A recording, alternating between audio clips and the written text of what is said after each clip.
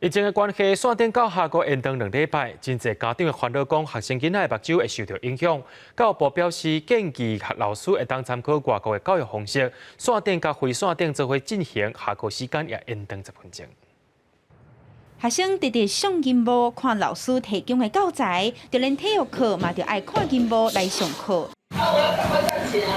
阮距离教学，学生平均一天爱看7点钟的荧幕。阵那学生囡仔用 iPad 或者是手机啊上课，对目睭的负担是搁较大。拿来看的小朋友，咱量起来差不多有8成的小朋友，因的度数拢小可有增加，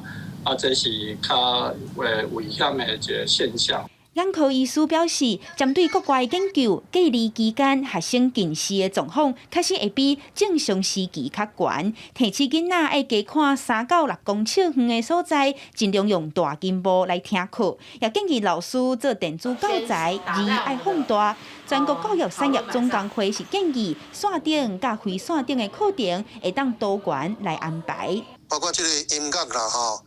也是讲美劳美术老师解说了，然后剩的时间互因实际去创作，这缩短这学生囡仔因看电脑的这时间啦。之前国外看到的建议，我们会建议就是说，尽量可以的话，采取混成教学，而且每一节跟每一节之间的休息时间，不要只有像学校